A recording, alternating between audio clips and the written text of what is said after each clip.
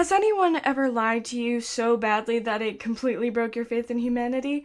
Because my brother told me that the water traps in Wii Golf were super bouncy pads, and I haven't recovered.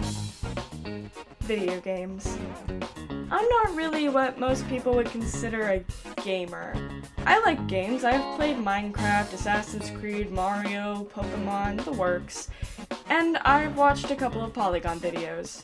That's pretty much my gaming experience outside of Adobe Flash games, but I really like video games. They're a good way to kind of escape the world, unless you're playing the Stanley Parable. So I figured I would take you through my own animated version of the Stanley Parable, which I have 3 weeks to make. Oh god, here we go. Stanley worked for a company in a big building where he was employee number 427.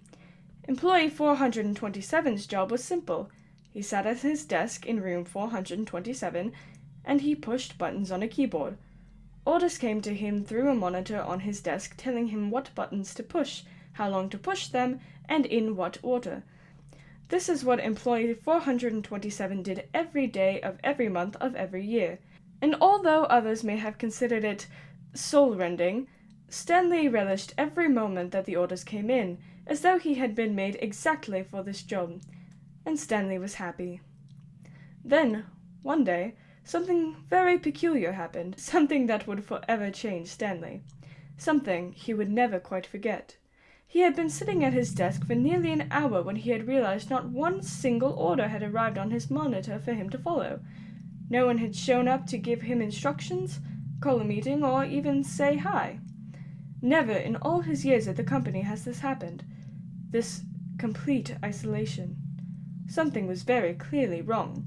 Shocked, frozen solid, Stanley found himself unable to move for the longest time. But as he came to his wits and regained his senses, he got up from his desk and stepped out of his office.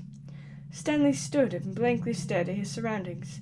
How peculiar! All of his co-workers had vanished. Stanley decided to head to the break room to look for clues. As Stanley came to a set of 2 open doors, he entered the one on his left. Stanley does not have good listening ears today. Stanley approached the break room. Wait, where is he going?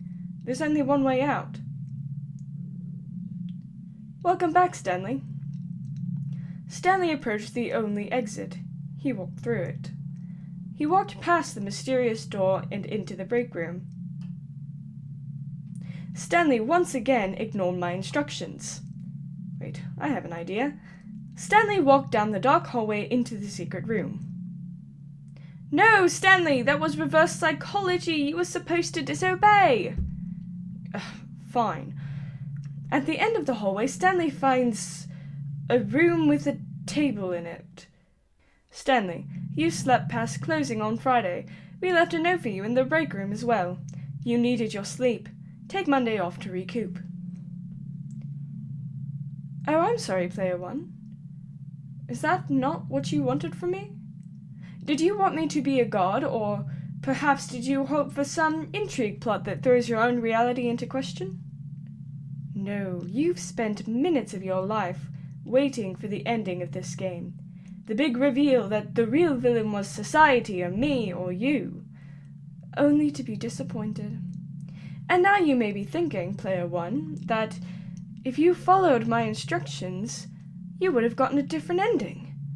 You're about to restart the game to try again. You'll go through the left door and get a good ending, or try to get your favorite ending again. But you're still waiting for this ending to finish. To leave you with a satisfactory conclusion about why corporations are soul-sucking, or how Stanley is still sitting at his desk, pressing buttons. And I'm just wasting your time. Your real time on Earth. So many minutes sitting in vain, crossing your fingers for a moral.